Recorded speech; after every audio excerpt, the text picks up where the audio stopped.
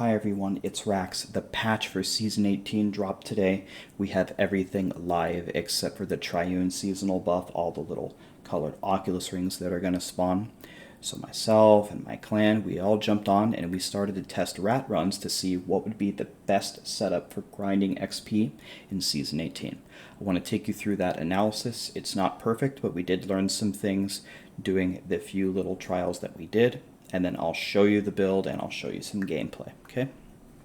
So for this analysis, every GR we did was at 110. All of our characters didn't swap any pieces except for the rat jewelry. And we could not imagine getting rid of Chrisbins or Haunted Visions.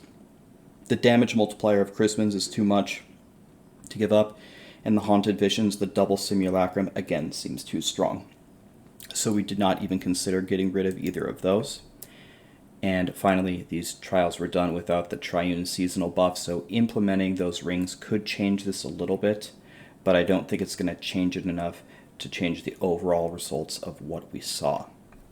So essentially, we're trying to figure out, we have 4 jewelry slots, and we can only take 2 things. Do we take Convention of the Elements, which is essentially 67% increased damage? Do we take Flavor of Time, which doubles the duration of our pylons? Do we take Squirt's Necklace, which gives us 100% damage increase and 50% damage increase taken? Okay, so do more damage to take more damage, but if we get hit, we lose the buff. We weren't sure how that was going to go. And then Neluja's Evil will give us a tremendous duration on our mages and summon extra mages. So can we keep 10 mages up if we don't have that ring? First thing we tried was Convention with Flavor of Time, and this was by far our worst. And we were a little bit surprised at how slow our times were, but we'll get into that in a second. Then we swapped Flavor of Time for Squirts, and the times were significantly better, especially this run.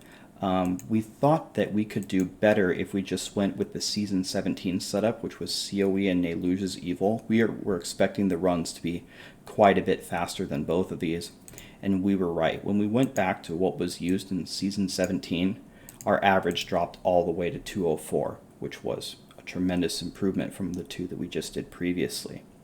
One thing that needs to be said is one of our runs was absolutely miraculous. We had Festering Woods with all the right pylons, so even though we're trying to hold everything constant, sometimes we can have these outliers, so we wanted to call that out. So if this had been something normal, then our time would have been about 210. Okay. Then we tried something new. Let's take Neluja's Evil with Squirts.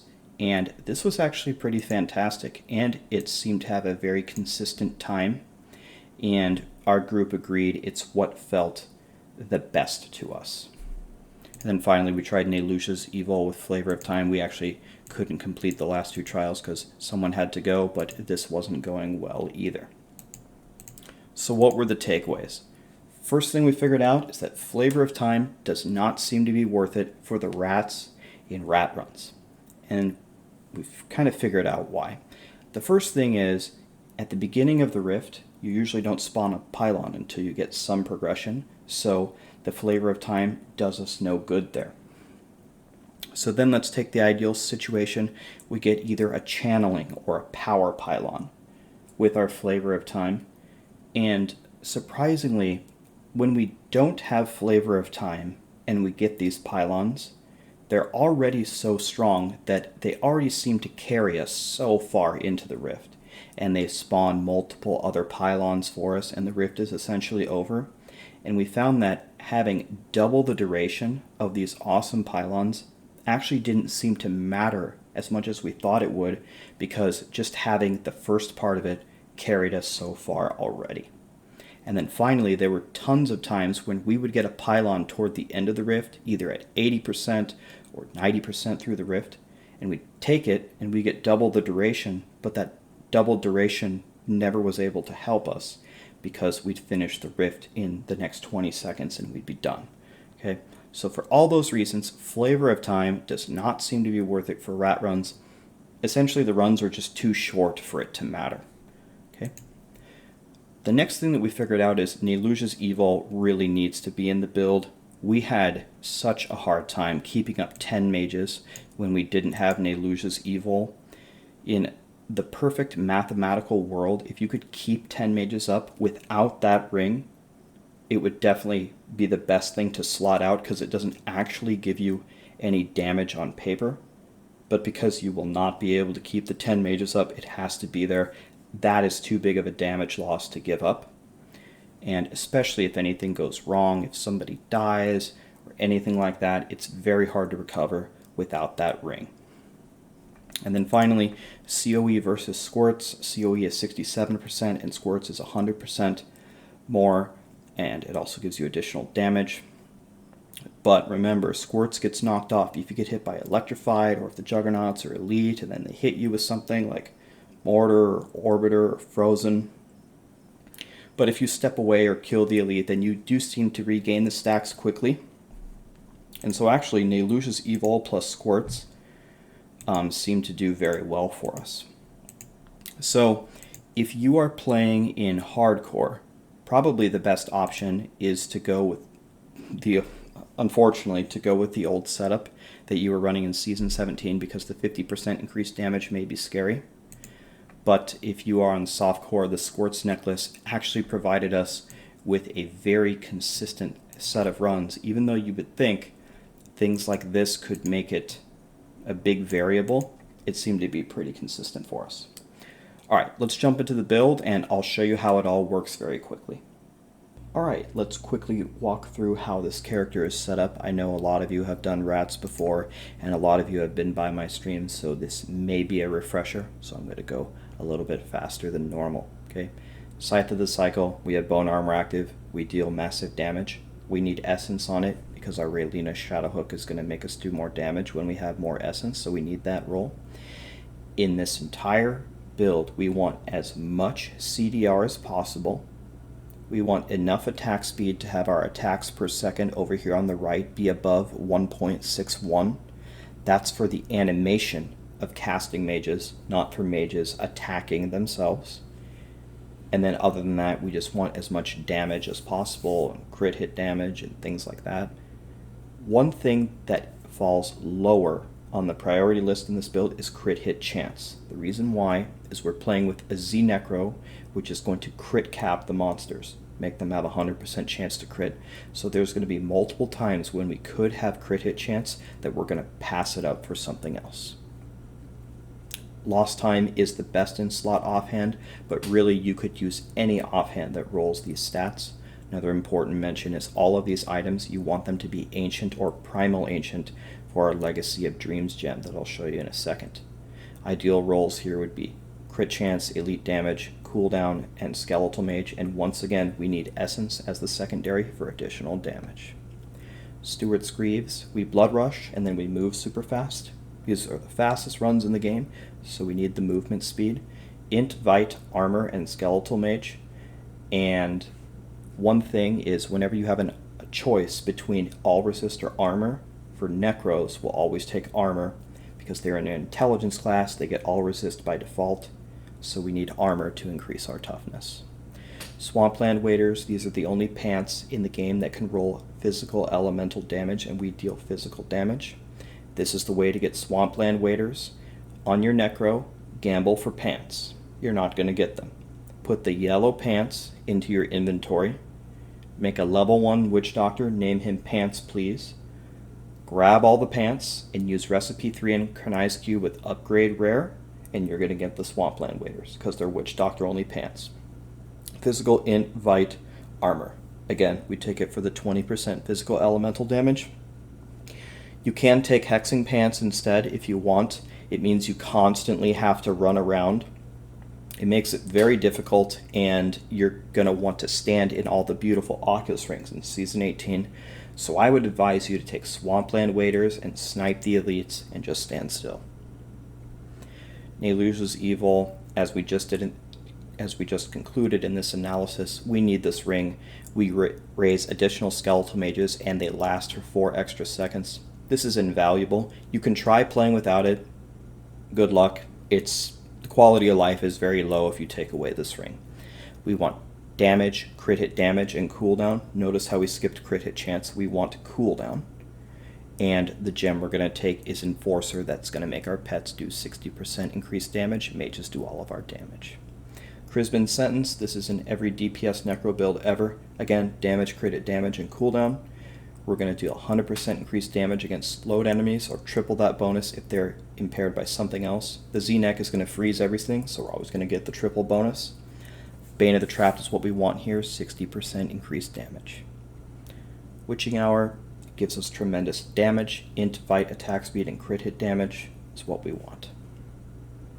Tasker and Theo. The very nice thing about Tasker and Theo is it does not matter what the attack speed roll you get on it is. Actually, believe it or not, last season I wore a pair of 40%, which is the worst, but it doesn't matter. Your mages are going to attack at the same speed, 40 all the way up to 50, and we'll take the quadfecta here for massive damage. Raz's Volition. Skeletal mages are going to gain an extra rune, makes them best in slot, and we'll take Int, Vite, Armor, and cooldown. Andariels. It's the only helmet that can roll physical elemental damage. We want physical, attack speed, skeletal mage, and a socket. And we want to put the diamond in there for the extra cooldown. Alright, for the chest we want Requiem Seraplate. This is best in slot because it makes our Devour do more for us, and we're going to be using it all the time. And we would like Int, Vite, and Armor rolls, and we want to socket everything with topazes in here for additional damage. Haunted Visions. This is the other piece of jewelry we can't imagine slotting. Making Simulacrum last twice as long is just way too much damage to give up with the Raylina Shadow Hook. We'll take physical, crit hit damage, and crit hit chance. Instead of the crit hit chance, you could take cooldown reduction, but I like crit hit chance because I like to end up at about 40% for my own rat, and I rely on my Z-Neck for the other 60. And we're going to take the new Legacy of Dreams gem, which is going to give us the LoN buff, which is going to make this entire build work for us. Reaper's Wraps. After you kill Malthael, you get the recipe for this, and you can craft these bracers. And we want physical, int, vite, and crit. This is imperative to make the build work because there's going to be globes spawning everywhere. The Barbarian's going to pick them all up, and it's going to give you all your resource back to summon all those amazing mages. Very quickly with the skills, we take Devour and Satiated to bring our essence back up and to give us a lot of life to try to stay alive. Simulacrum Reservoir, our maximum essence is doubled when Simulacrum is active, combined with Haunted Visions making it last twice as long, and combined with Raylina's Shadow Hook, every point of maximum essence we have increases our damage. It's exactly what we want to just mow everything down. Blood Rush Metabolism is to make us move very fast and to keep up with the Z-Neck and to fly through these rifts. Metabolism gives us an extra charge so we can Blood Rush twice. Bone Armor, Harvest of Anguish. It's going to make us move faster and help us stay alive. Land of the Dead, Frozen Lands. This is going to allow us to have a freeze on everything. If you die and you need to get back up and you need to get everything back in order and get all your mages back, it's an incredible skill to have, and that's why we use it, but in general, the Z-Neck should be taking care of this. And finally, Skeletal Mage Singularity. This is what does all of our damage. We're going to consume all of our essence to summon some incredible mages that are just going to mow everything down. So you want to cast this skill when you're full on essence. Onto the passives. Overwhelming Essence increases our max essence by 40. More essence, more value out of our Raylina Shadow Hook. We're going to do more damage. Final Service. If we die, instead we don't die. It still sucks to have this proc because all of our mages die, but it's better than taking a dirt nap and taking away all of your pools. Blood is Power. After losing your health, you're going to have your abilities reduced by 20%. It's an amazing way to get your Simulacrum back up.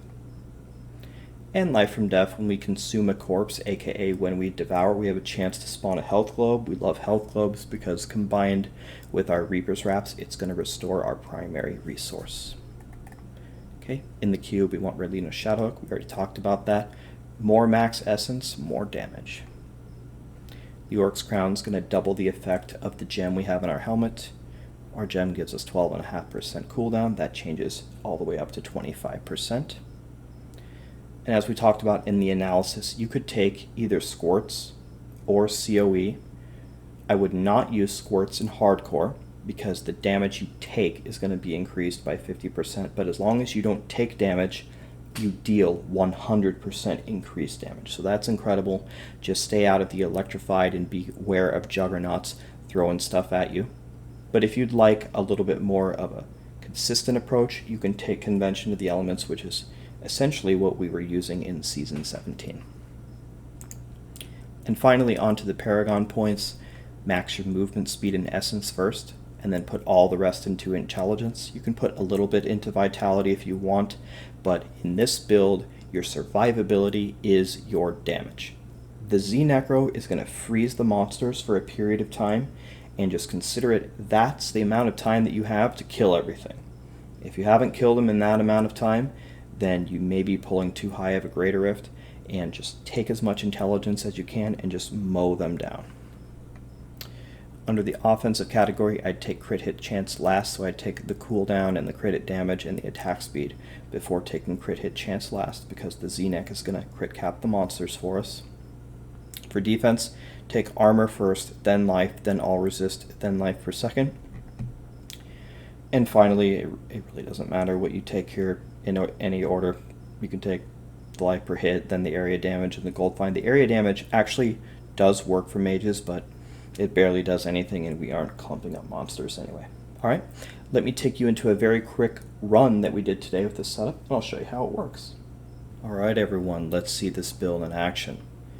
So right at the very beginning, I pop my Sim and my Land of the Dead, and I dive forward and make sure that I've hit a couple of monsters with my bone armor. And then from there, all it is flying forward right behind the Z-Neck, and as my essence fills up, I dump it to get a set of mages and just murder everything.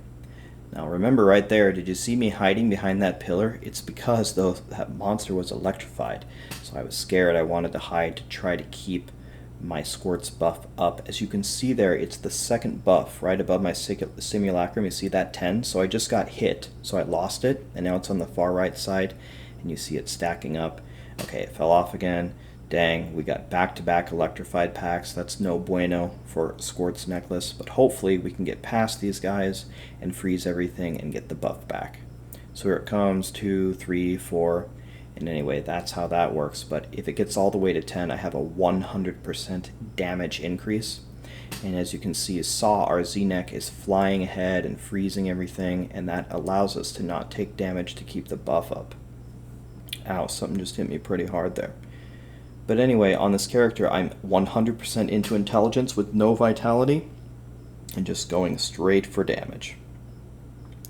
Finally, we have a shield pylon. You could imagine if we had Flavor of Time on, it would, of course, last for 2 minutes, but this rift is not going to last 2 more minutes, so that's kind of what we were saying before as to why we don't take that amulet. But the Barbarian is doing a tremendous job of feeding us all the globes that the Z-Neck is spawning, so I'm just able to cast Mage after Mage after Mage, and then we can jump into all the Oculus Rings and just nuke everything down. And that's how it goes, guys. It's an amazing build, and I really hope that you'll enjoy playing this in Season 18. Try Squirts and try COE and see which one you like best. Well, thank you so much for watching, everybody. I've got a few more guides coming out that I want to get out before the season starts. I'll get out Z-Neck, Thorns Necro, and Pole Barb. I was actually kind of mad. I was going to upload the Pole Barb video today, but I realized that Twitch erased all of my past broadcasts of me Z-barbing in metas, so I'm going to try to get some meta groups together tomorrow to get that footage for you. Anyway, I will see you again. Please like and subscribe if this helped you, and I'll see you in Season 18. Thank you.